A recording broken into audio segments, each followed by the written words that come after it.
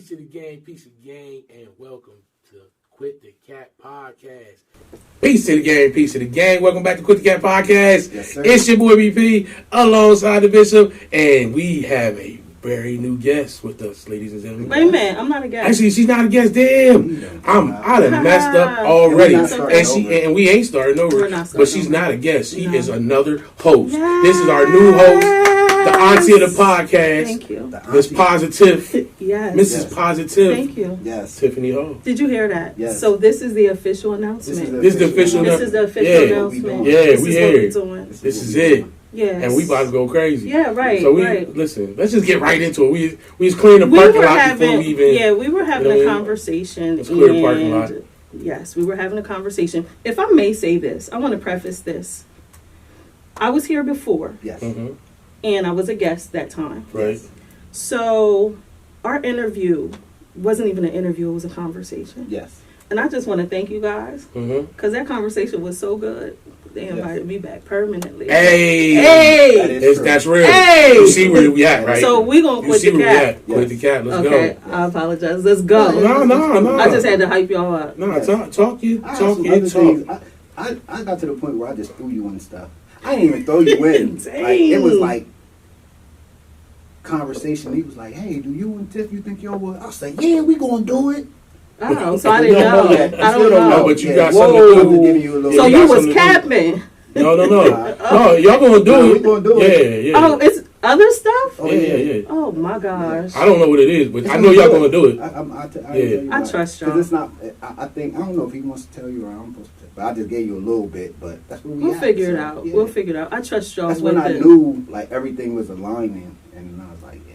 I trust y'all with the image, with the brand. I know y'all gonna do right. It's gonna be awesome. But we need a table. We gotta girly this up. I got you. Girly it up. I appreciate it. How we gonna girly it up? We gonna put a table here so we can lean. We can put our water on. Like yeah, I got you. So when a woman comes in the atmosphere, we change it. Right here. She about to change everything. The room is about to be pink. No, it's not. It's gonna be purple. Purple? Yeah. I like Don't purple. Disrespect the purple. I like purple. No, I do like purple. It's like, I'm good with that. But hi. Hello. Hey, what's happening? I'm good. Now, I'm good. But we need to have a conversation. About a couple things. About a lot of things. Yeah. We have so much to talk about. Mm-hmm. And that's one of the things that I appreciate both of you for. With Quit the Cat Podcast, we were able to have open and honest conversations that made not only each other, but people in general who were viewing it think on a higher level. Yes. Right. So that's why I said yes. I appreciate it. Yes, of course. Definitely appreciate it. Because sometimes you need to be able to have those tough conversations that challenge each other. You gotta have those, Yeah, and we're not always going to agree. Yes, absolutely. We're not always going to disagree. Right. But know that our conversations are to move people to a higher level. Right. So this conversation that we're going to start with today. Okay? Let's go. So quarterback Cam Newton visits a 7-on-7 camp. Okay. And he ends up getting jumped by some... heathens. Not the heathens. We're not starting with the church folks. Wait, but hold on. All right. Sure, go ahead. I just need some context. So sure. What led to it? So that's what we don't know. Okay, so that's what we don't know. We don't know what led to that. All right. But just the simple fact, you have an icon. Yes. He visits a camp. Okay. A 7-on-7 football camp. It wasn't a basketball camp. It wasn't a softball camp. Because of who he is. Okay. So this is basically like his second altercation. It is because this is the third. This is the third one. Yeah, this is the third. This is the third. So he might be a common denominator. I don't think. He got me something. We'll talk about it. We'll talk about it. Or just the thugs coming to his events because it seems like every time he's having something's happening. Yeah, he get into with them kids. Yeah, but them heathens. So hold that thought. Got you. So he goes to the 7-on-7, and he ends up getting jumped. Now, if you know anything about Cam Newton, you see how Cam Newton dresses. He's very outlandish. Cam Newton is 6'5". Yes. 270 pounds. Yes. He's had men coming at him full speed ahead. Big boy. Whatever y'all call him. Trying to kill him. Yes. Trying to kill him. Yeah, big lineman. Defensive lineman.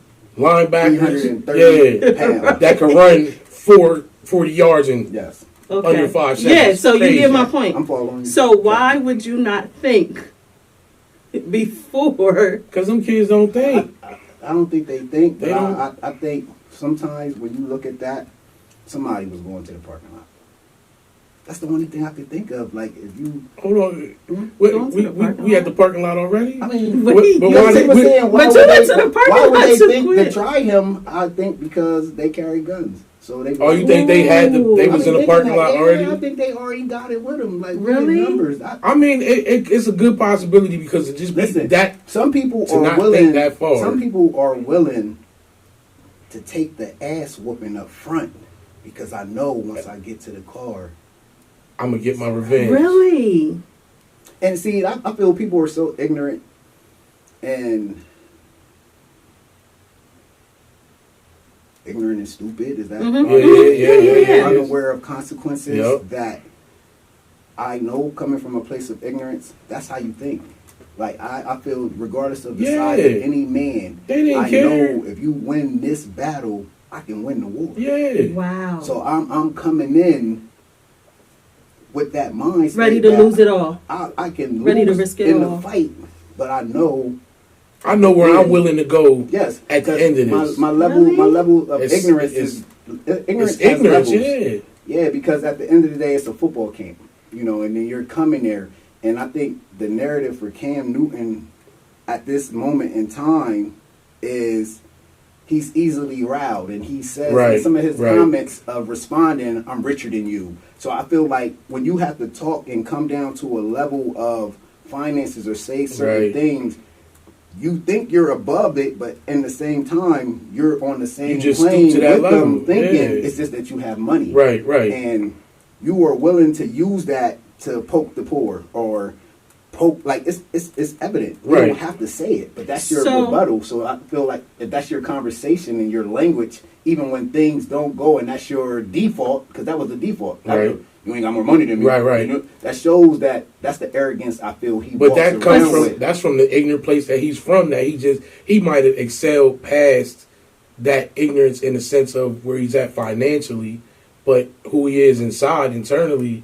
is still like I can stoop to the lowest with the best of them. So let's preface that conversation that you're talking about. So that conversation, that was another camp, because I don't want anybody to be misled. Yes. So that was another camp. Yeah. But that camp was a young kid on the side who said that they had a picture with another football player. Right. And what Cam said is, where are they at? I'm here. Okay. So that's a whole nother conversation. Okay. So the young man continued the conversation. And he ended up saying to Cam, he was like, it's embarrassing, you famous and acting like that. Right. And Cam said, no, you want your time. You want to be in the spotlight. Right. I'm going to give it to you. So what's wrong with that? You can't get, because you look like the nut. Why do you look like a nut? When Jay said, when you argue with a fool, people can't, from a distance, can't tell who was who. But again, just like y'all said, these youth sometimes, you got to go there with them. Right. You got to, come on. You got to go there. You got to meet them at their level. So what ended up happening at the end of that is the other kids that were there took up for Cam. Okay. Because the young man, he had another incident with another young man, and he told the young man, go get your dad.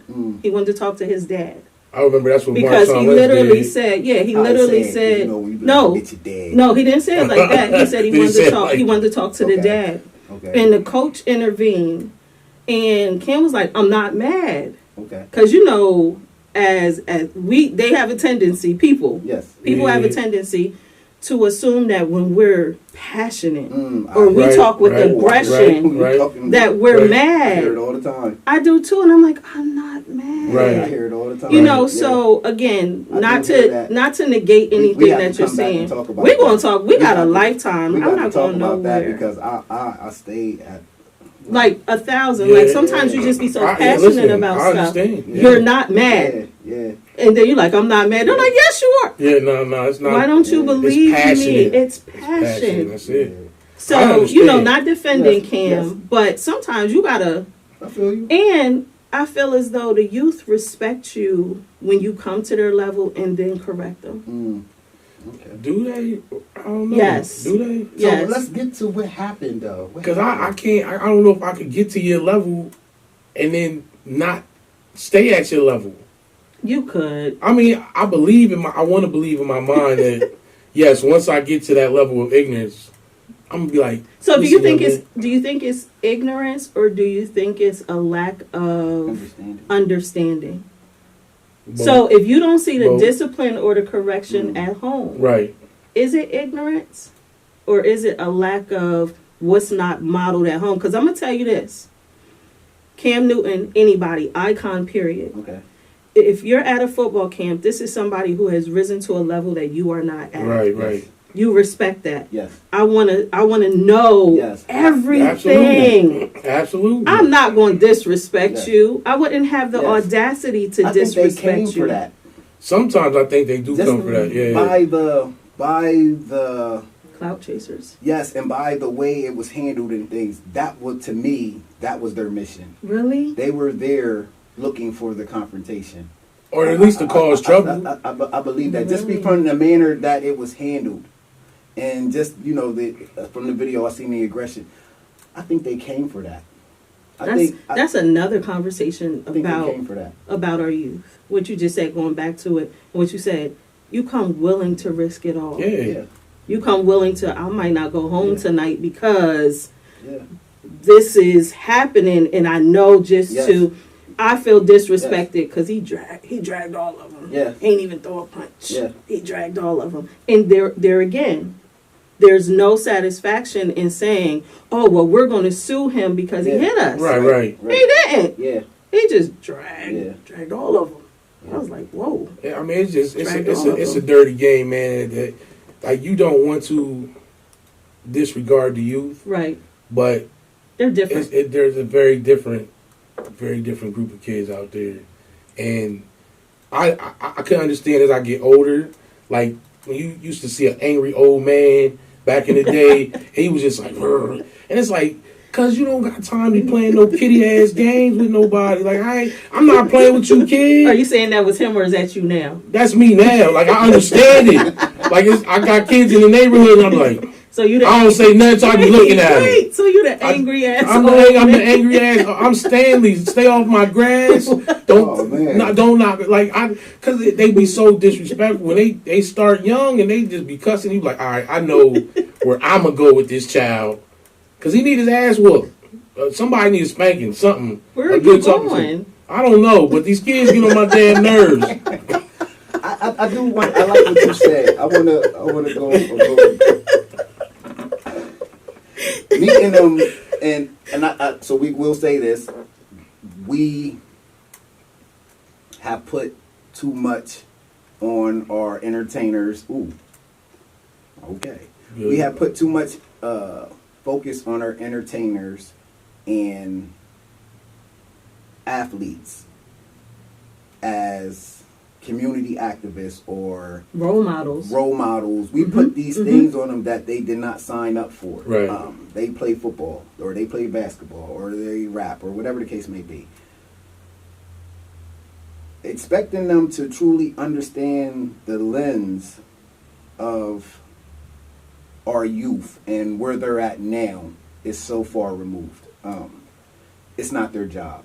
And I say I agree. For us, that understand that we can meet them, especially if you were in the streets or you were a mother of children that were in the streets, that you have seen something and now your kids have grown and you know what it looks like and how it moves, so you can speak to that level of ignorance. And for me, I can meet them there because I can touch on points of why you could be feeling the way you feel, why you look at life the way you look at life. And I always ask them, if you're about your money or if you're just about drama and you're just willing to be a young casket, you gotta accept that role. But see, because I know guys that were in the street that accepted the role that they knew they were going to die doing what they were doing. So now you have, for me, I ask the youth, which side is it? Because, see, if you're about making money, I can show you how to make money without going through all the things that you're about to put yourself through. Now, if you just want to turn up and shoot the block up, I'm going to give you the ultimatums. Now, the only thing we can do is... But you're not going to show them how to do that. I ain't going to show you how to do it. But I give you the ultimatums of how this... It only ends two ways. So, especially when I'm talking to you in the prison, you're already on the first wave. Right. So I asked you, how does it feel? because I want to see how it feels when you, some of them, you know, it's not, then it's not real enough for them. Right. You know, so this is not the reality. And the sad part is you just got to have that key thing is acceptance, because there's going to be some that die early. There's going to be some that kill people and go to jail. Right. There's going to be some that don't. That is the nature of the business, of life. Right. Because there's some that have accepted that role. Yeah. So when you are saying things plain and you're talking a language that lets them know, listen, I was once there, and when they recognize that and they understand that and they say, oh gee, you know what, but this is what it is. Right. This is for blood for me, or this is for death for me. You gotta allow that. You just gotta pray that they don't kill your children, that they don't shoot up no innocent people in the process, because guess what? That's what they come to do. And I respect them when I see that. And you know, I always tell people be praying for people and all these things. I always tell them them prayers is going to bounce off, because if the recipient is not ready to receive, they're not going to receive it. Pray away. You better pray for you to be stronger, or pray for your family, because if you're praying for God to bring somebody out of the street that wants to be there, that's not how that thing works. So I look at it when we speak the language to them about where they're at or how this is going, and you know, we might touch on some things with parenthood. Did your father leave? You know, we can cross some dots to show you what broken homes look like. We're all aware of that. That's why I said with entertainers and stars, you're not thinking on that level no more. You're thinking of how to make the next M, or how to make and you're going to rap about. That's why you see rap music, right? It's only a shallow part of what the streets is like. You know, they show the shootings, and they show the gangster get away with it, and they showing right off. And that doesn't happen in real life. In real life, it's the cell doing life. You don't see too many of them videos no more where you see the person actually killing somebody and then they rapping from the cell with remorse. No, you hear them in there rapping, like, I'm gonna just do life and it's just that and that. And I'll do it again. Come on, bro. Like, but in reality, you wouldn't. And you know something that you said that's critical in understanding.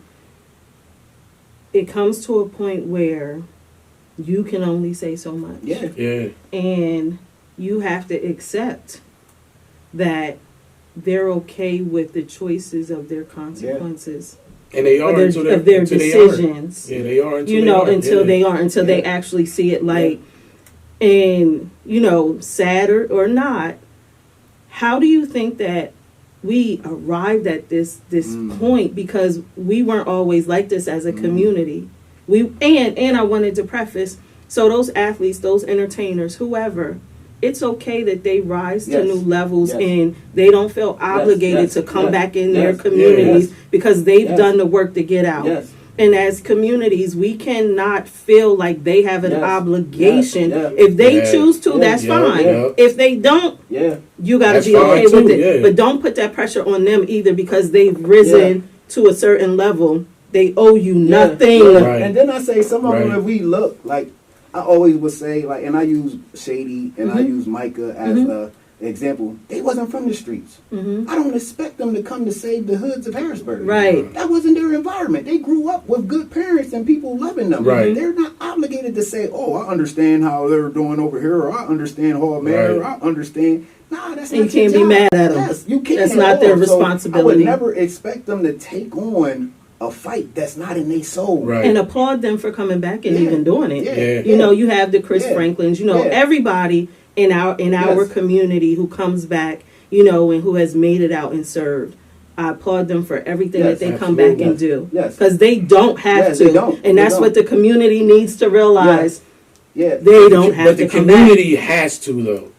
The community right. has to rise to that occasion and stand up and do what needs to be done. Yes. It's not their responsibility. They can. They have the money to do it, but that's not their responsibility. That's not their responsibility. I feel like it only...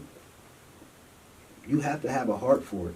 Right. Mm-hmm. You have to have a heart for it, because I like, even in with, like, because there's people that can, we use domestic violence, mm-hmm. even in that. Mm-hmm. There's some women, if I might not want to speak out. Right. This happened to me, but I don't want to get in there, because now I got to take on other women's trauma. Now I'm back in the mix. I got to fight for here. Now I got to think about this. I got to relive mine over and over. If that's not in your heart to, I don't expect you to. Or you have to clarify that I've been doing this, because you get inbox messages. I'm not talking about a particular situation Yes. in the community. Yes. Please respect and put some respect on Yes. my name. Right, right, Because right. I got inbox messages last week. That's all I'm going to say. Somebody checking you? Somebody talking like you ain't standing on business? And you know, I always do. Yeah. You know, I know, but, that's what I'm saying. Yeah. But yeah, don't let certain things get to me and stay focused. Yeah. And I had to, you know, let the people know. Yeah. I got 7 stab wounds. Yeah. I've been doing this. Right. Yeah. I don't chase clout. Yeah. I don't need attention. Yeah. I don't do this. Yeah. I think they know. I'm not talking about a particular situation. Yeah. So don't attach me to it. Right. It's been happening. Yeah, absolutely. You know what I mean? Yes, absolutely. You're all just fascinated by it. Right. I'm not fascinated by it. I'm not impressed with the who. Yeah. Like you said, I'm impressed with the what. Yes. Right. I'm challenging the what. All the time. So Yes. I just thank you guys. I wanted to say that here. Yes, and I get it because, and at the end of the day, too, we allow. That's Yes. Regardless to what you feel or what you think. Yes. You allowed. Holler at me. You're allowed to. Holler at me. Right. Listen, I call it what it is, bro, and I don't care if you like me, if you don't like me, if you however you feel. I don't care. I'm going to just use the word I don't care because I would say something else and let you know to your face, bro, this is how I feel. Like, this is the real reality of things that you have to face. This is why in life, right? And I think it works best. Sometimes, family or not, friend or not, whatever the case may be, I don't care if you know them since they was 5. Some things you gotta stay neutral on. Right. I'm just gonna, because at the end of the day, you gotta step away. It's a hard. Like, that's why I tell people, acceptance to me is the hardest thing in life. It's the hardest thing. It's the acceptance. It's the acceptance, and what I love, and I always, thank God that I'm here now. I know.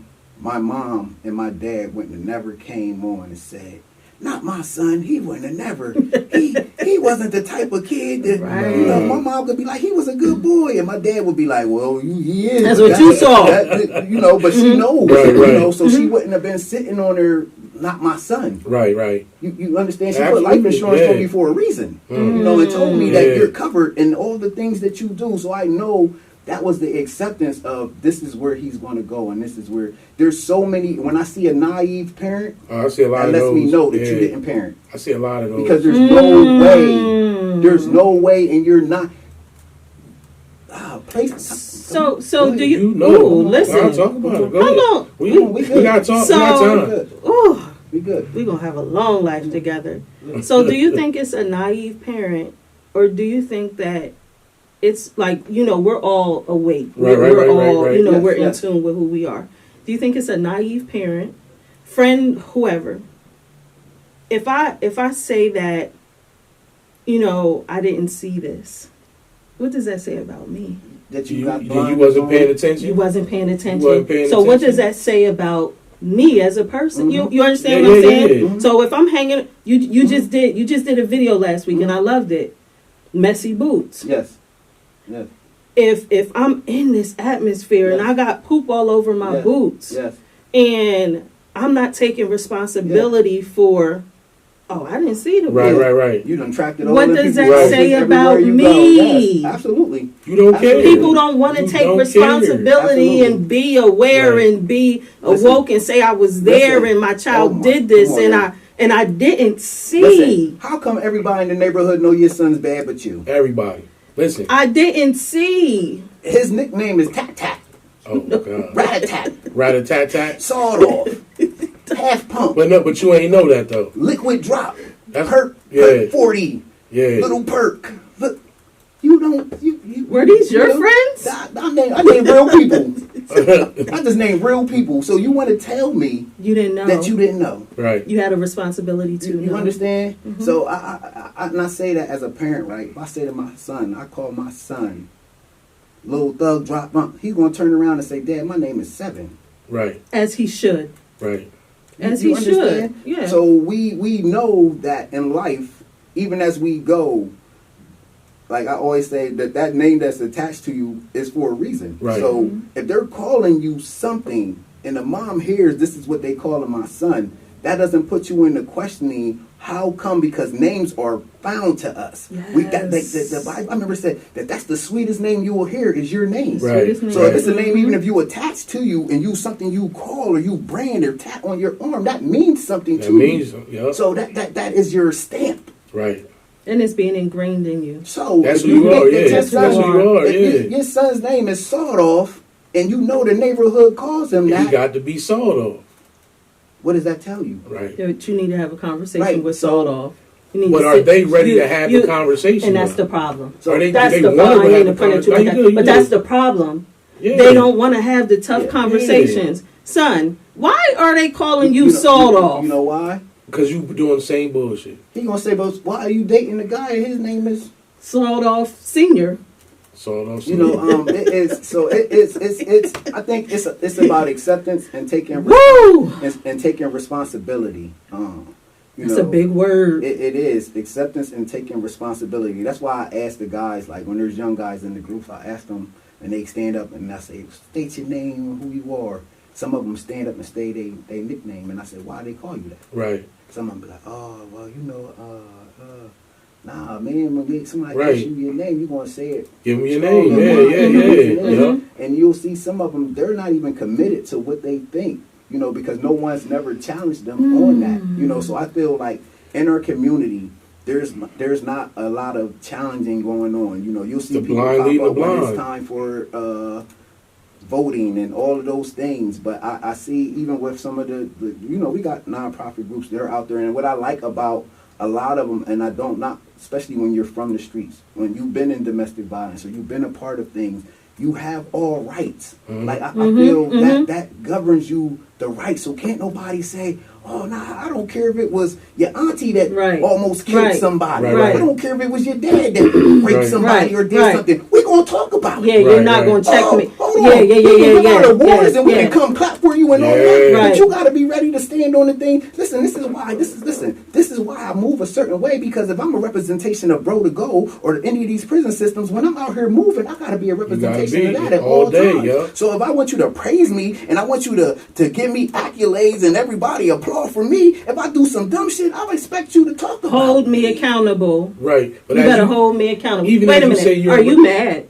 No, he's passionate. I'm passionate. There we go. Yes, I love it. So I feel like you have, I love it. You have the right. You have the right. You have the right. That's my experience. You have the right. You know, so when we look at these things and we see things like even with the Judge Sonia McKnight, we have these things and people, it's like taboo. Oh, we can't. Nah, but yes, we are. If that's the conversation, if that's the point that we're drawing home and how these things are happening, and people have to be taking accountability, because see, for me, it's always on the end where the guy is always doing something to the woman. We can talk about that. Right. It's okay to talk about that. But if it's some reverse something had to be. No, maybe they was a little bit off in the knockers and they was on the reverse road. It got to be spoke on the same way, because abuse is a neutral thing.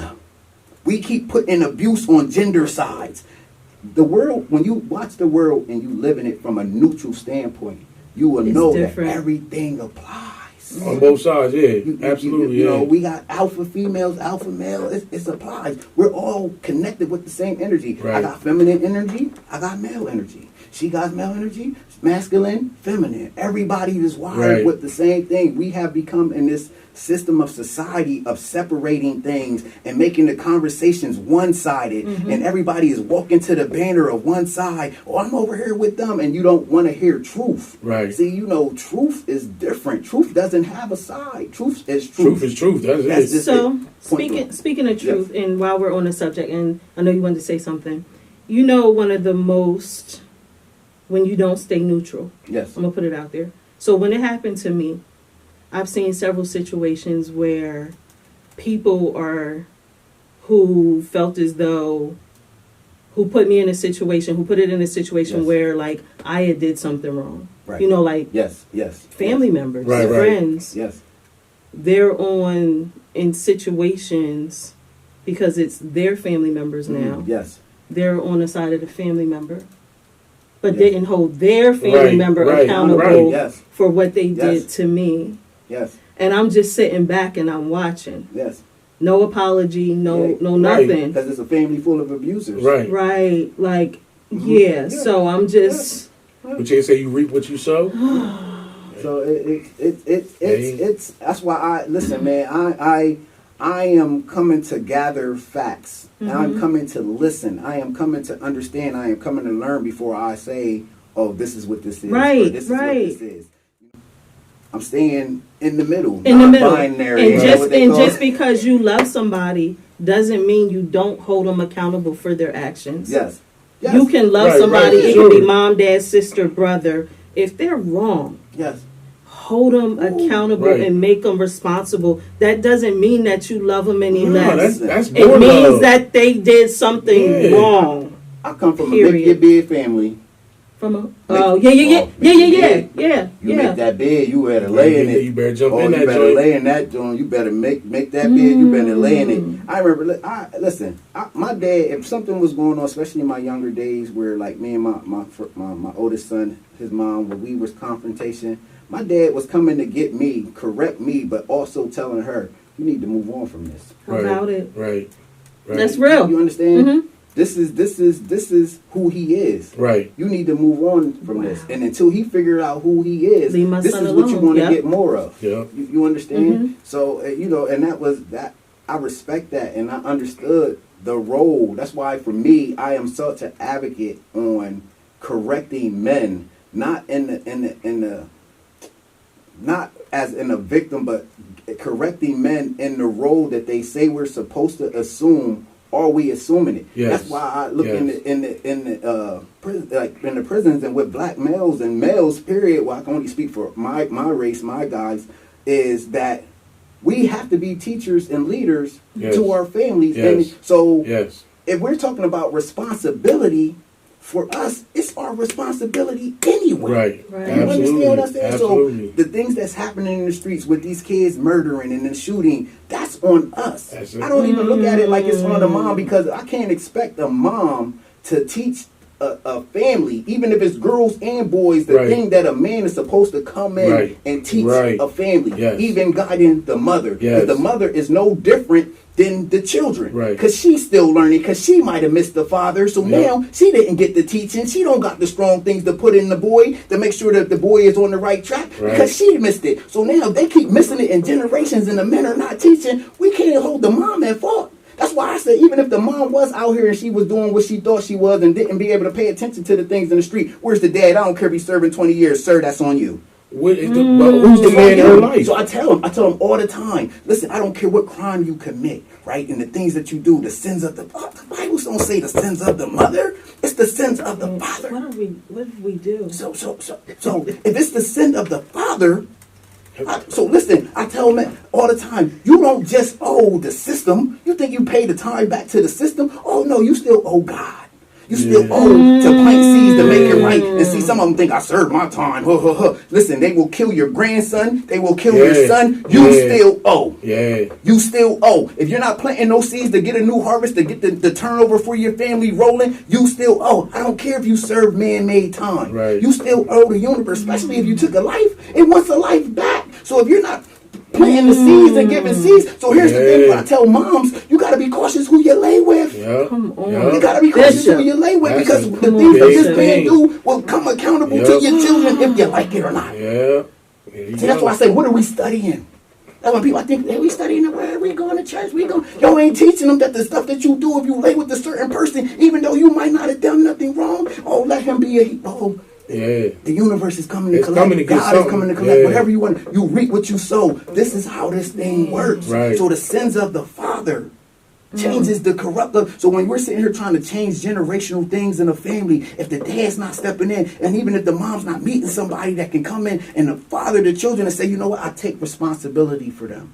Because this is the mantra that you speak. The Bible says you speak life with your mouth. So when you say, I take responsibility for them, I'm going to raise these children as they are mine. I don't care who biologically had them. You now have made an oath and a confession mouth to God, to these children, that they are my responsibility.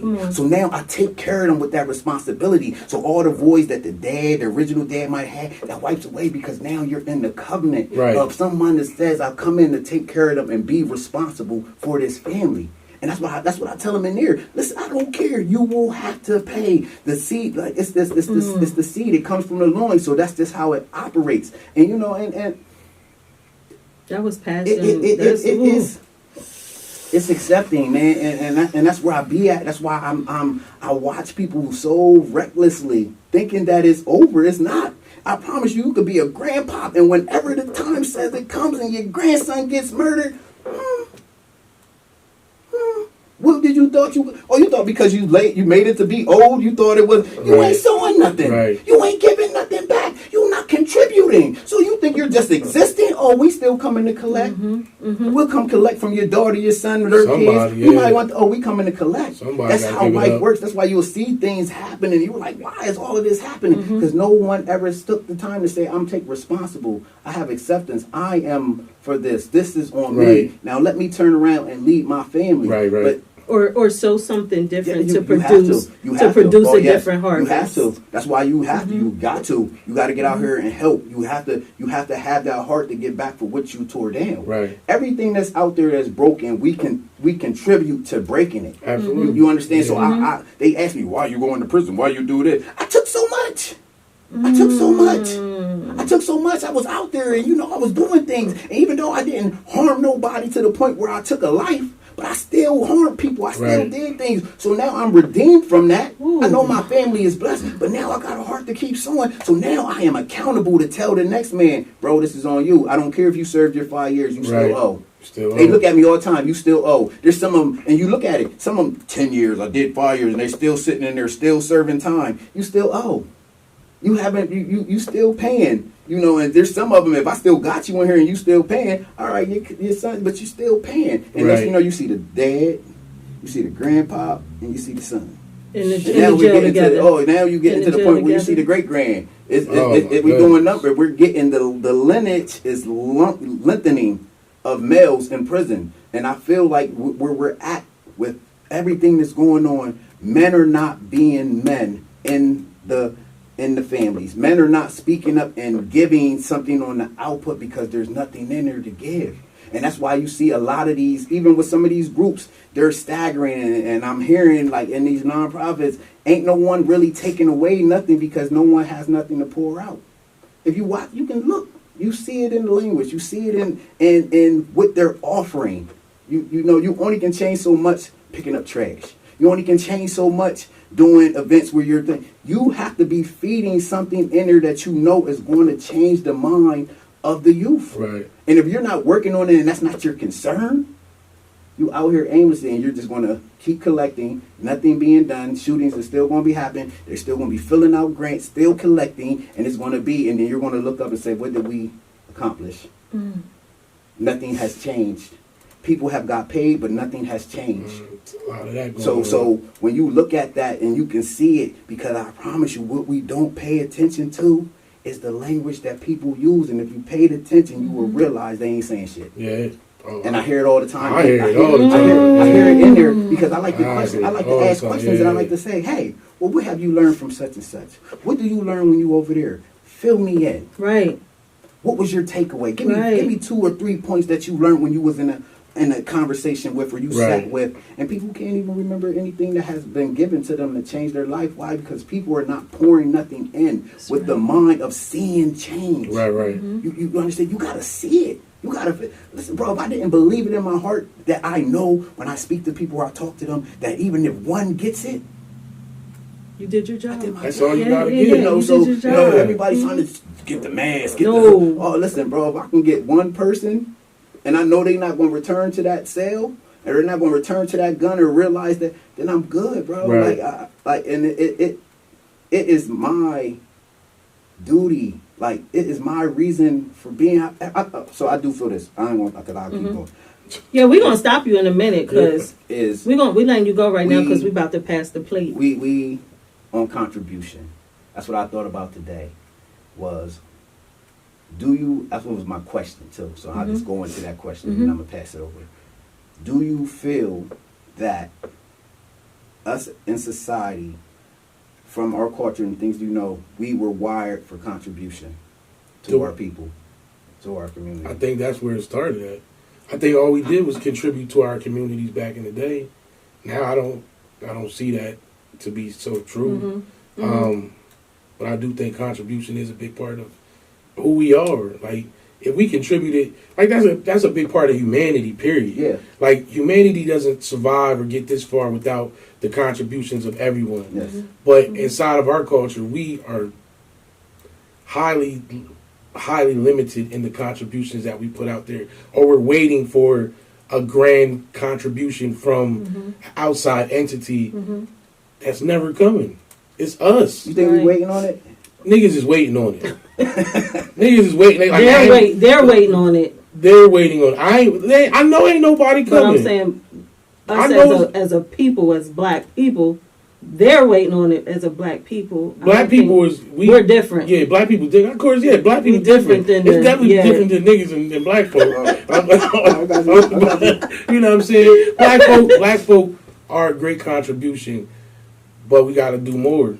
And I think we have to do more. And I think it goes back to what you said. Unfortunately, we live in a society where when you do something wrong, we put you away in a corner, and we think you have nothing to contribute. Not understanding you have everything to contribute. You have everything. Yes. That time you spent behind bars, like you said, you're sowing your seed for the chaos that you reaped, and they don't feel the value. Yeah. Do you know that it would be somebody who's coming home from jail and, may have been that star athlete and missed the mark because they made a choice. Yes. You need to go talk to these kids. Yes. You need to go talk to these kids. Yes. And we're so ashamed and we're what they going to think about me. And we don't contribute like we so should. Valid because and I could tell this story now, but my mom, she had a bout with drugs when I was younger, like when we was kids.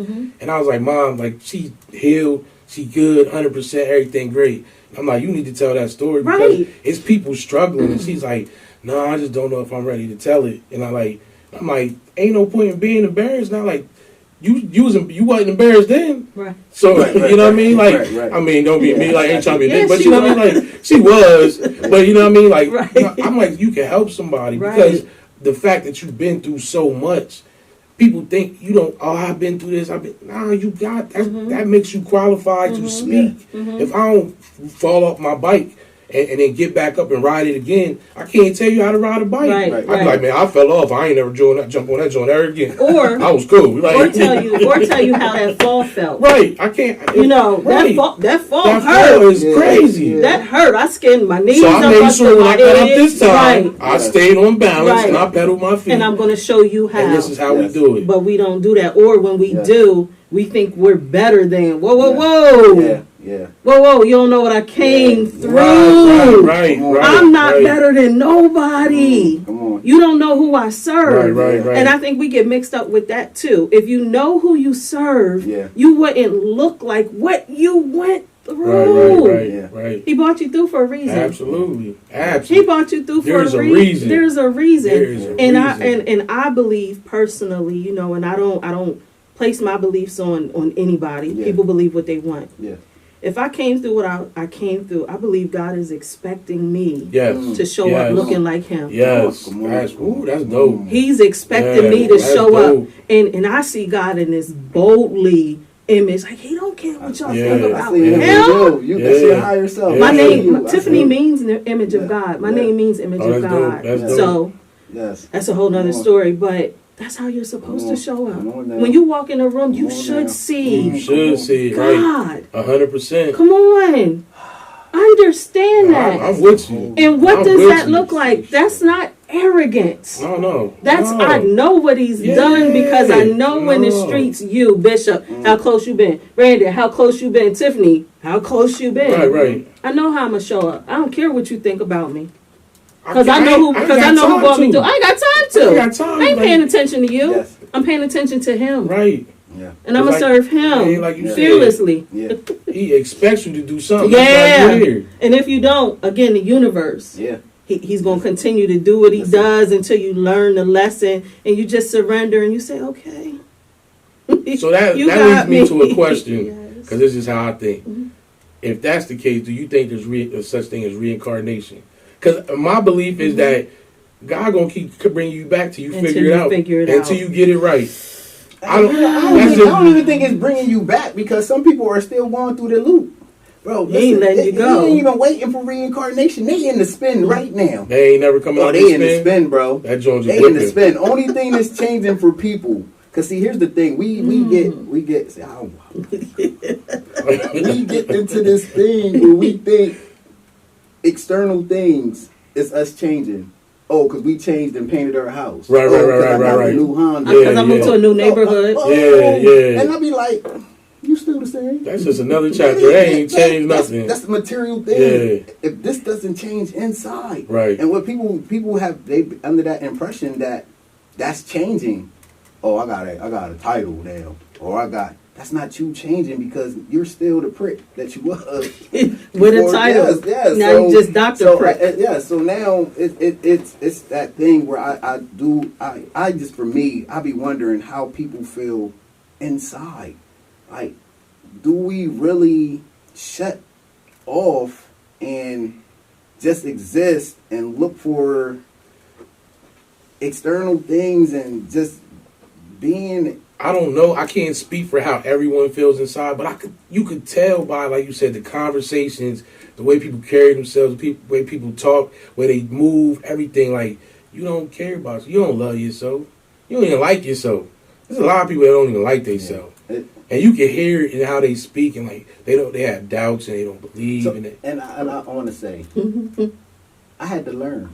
So I'll be thinking to love yourself. Yeah. So yes, absolutely, and learn how to think correctly. I had to learn how to speak correctly. Right, I had to learn how to think correctly about money. I had to learn how to think correctly about finances. I had to learn how to think about relationships. I had to learn to think about how to be a parent. I had to do classes on that, like, because these are things that we assume we know that we don't know. You have no clue. If I know that, if I look and evaluate my life and say this can't be right, we have to learn. That's why it says learn to put on the new man. You just can't expect that it's just going to happen. This is something that we have to go out and learn. This is something that we have to keep structuring it every day. That's why I be like, when people be like, they trying to get better, and I'll be like, okay, well, what are you doing? Because it's just not going to happen. It's not going to happen through prayer. No, Jesus is not going to just knight you with and you wake up and you whole. No, you have to learn how to be whole. You have to learn how it feels to be healed. You have to learn how to let go. So when those tests, when it comes for your anger, how are you going to respond? So the things are coming that we look at, that we know we don't like, that we're not putting under the rug, saying this is not me, no, this is you here. So now I can see them. So now when these things are coming, how am I going to respond to my mom that I don't like, or we go through this situation? How am I going to respond to my kids in public when we out here? Am I going to cuss them out and yell at? These are the things where you're getting a chance to show. And there's some people, they just don't give a chance. So like, this is who I am and this is how I'm going to be. But change comes. Change is something that we have to work on and that you have to learn how to do. That's why I love about you being a communications coach and teaching that, because it's not just so much for your job or for your thing. People got to learn how to communicate the conversation that is worth something and meaningful and being able to speak. And that, because I'll be in there, people like, they talk to me like, yeah, you know what I mean? You feel me? Excuse me? And I'll be like, what? I had somebody explain the whole case to me, the whole thing to me, and I was like, and only thing I heard was you mean, you know what I'm saying, and maybe so, and whoop. I was like, bro, what did you say? What did you say? And understand that there's a conversation, a lingo for every space. Right. Like, I deliver a keynote speech, it's not going to sound like this. Yes. Right. Yes, you know. Yes. And everybody doesn't understand that. You can't take that, what is it, now what I mean? And the head and the neck going. You can't take that into certain spaces. And then, truth be told, you wonder why you can't get into certain spaces. You wonder why you can't get out the courthouse. I'm like, you gonna speak for? You gonna speak? They be like, yeah, I'm gonna talk for myself. No, don't do it, brother. I always tell them, I say, what you gonna say? Don't do it. Don't do it. So I go through with them and make them stand up and tell me about themselves. Make them tell me about their family. Talk about things that so that way you can get comfortable with talking, so you can express yourself. I said, because they're going to keep putting you in rooms and putting you in probation and locking you away, because they know they're looking at you as a person that cannot express and explain themselves. If you can explain where you come from and what made you make these decisions and how you're going to do better here, and you be able to look this right. lady in her yeah. eye. Do you know we are the most we are the most non-eye contact race. Listen. To be able to look a person in their eyes and express how they feel. People. But some cultures that's disrespect. So some cultures that's disrespect. But in ours, not in the courtroom community, you better look that person in your eyes before somebody, and then as a human being, as a man, especially like you got to teach the younger men. Look at man in his eyes. Right. Like anybody, I used to have trouble. I used to look at people's noses because it was just. But they could tell. I know, and I didn't realize. I didn't realize that until somebody started looking at my nose, and I was like. Yeah, they looking at. So you became old Stanley. Yeah, Stanley, and then get off my grass, and I look right in your eye. Don't step on my grass. But I'm sorry. No, you good. It's about learning. It's about learning. It is. But even with all that said, if adults are struggling with that issue, that just rounds about to why the kids are the way they are. Right. So I'll tell you this. I didn't spank my kids. I spanked my kids up until a certain point. They got a certain age, and I was like, you know what? I'm gonna flip this around. Yeah. So we used to have something that was called amnesty time. Mm-hmm. Okay. We sat at the table. We sat at dinner every night, and it was just me and my kids in the house at the time. And at that table, if you did something wrong, you got to tell me.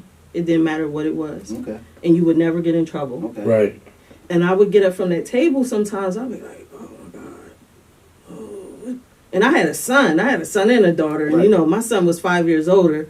And ain't no telling, but he felt comfortable enough to tell me. When he got older in high school, he said, do you know how many times I wish you to just beat me instead of making me talk? And that's what people don't understand. Yes. And I explained to him, and I tell people now, I didn't need to break his body down. I needed to build his mind up. My son went on to be a United States Marine, so he can communicate. He can be in a room with... anybody. But he looks like you. He got the beard. He got the dreads. But what you're not going to do is you're not going to think that you're coming into a space with an ignorant black man. Right. Because that he's not. Right. He'll be 28 in March. No kids, And people are like, he ain't got no kids yet? That's his choice. Right. Yeah. Every 28-year-old black man So like the expectation is different. And we have to understand and respect that. I don't need your body broken down.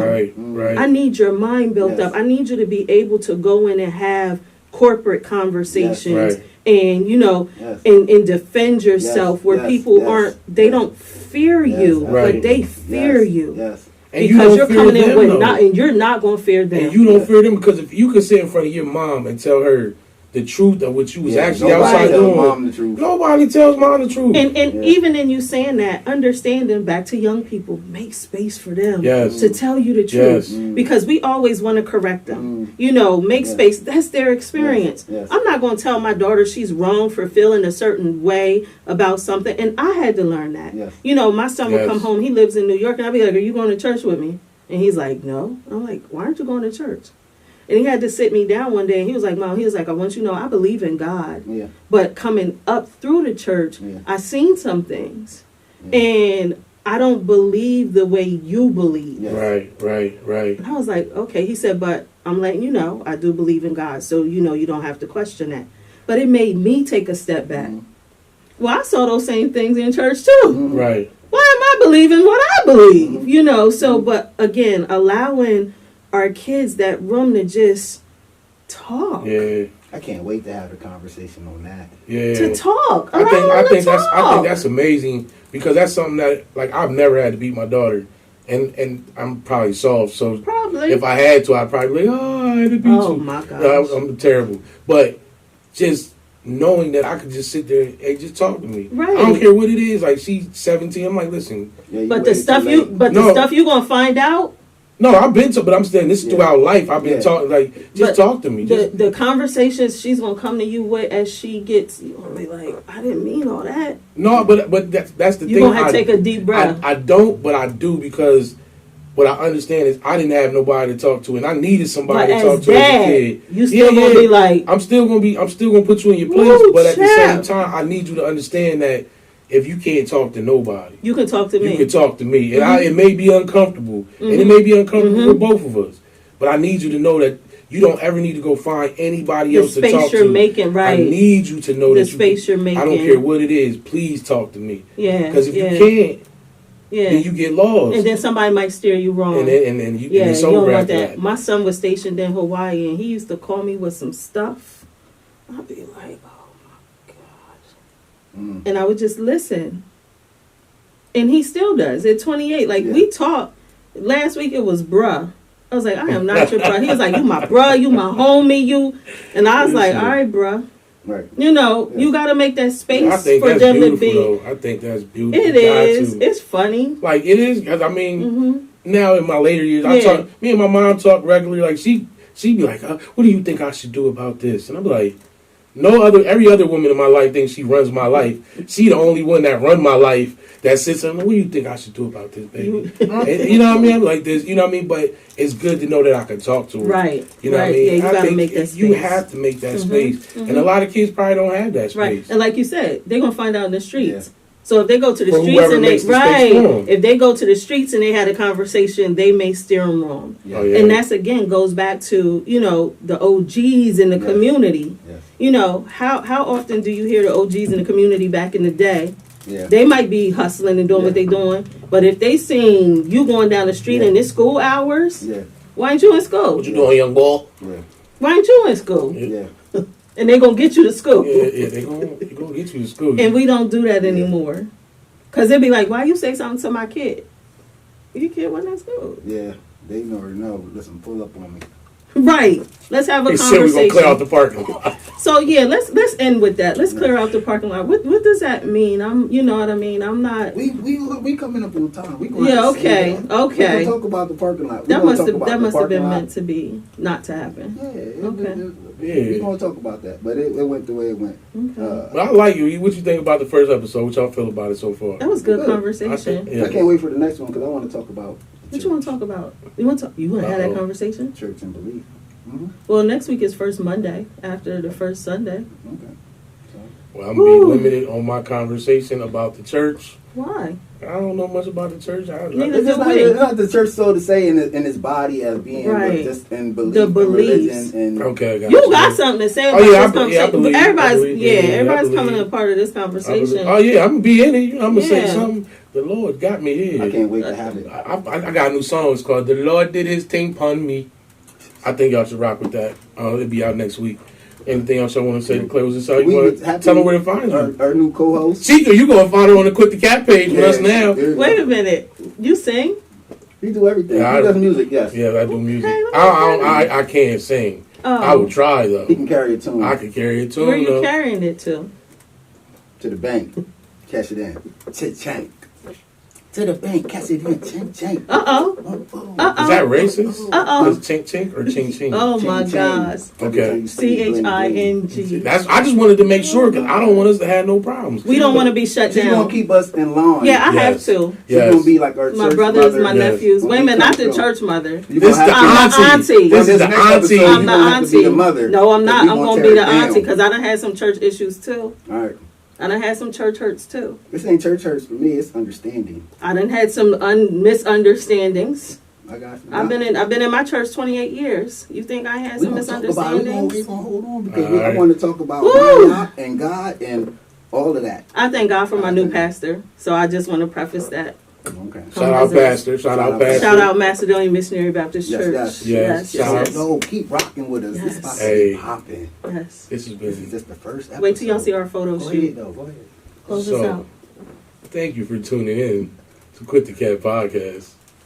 You have now been entertained by Mrs. PosiTiff, Tiffany Hall, Bang Bang Fitness, aka Bishop Bang, and your boy BP. And we'd like to thank you for tuning in to Quit the Cat Podcast. Until next week, ladies and gentlemen, I holla. Peace. Peace. Peace to the gang, peace of gang, and welcome to Quit the Cat Podcast.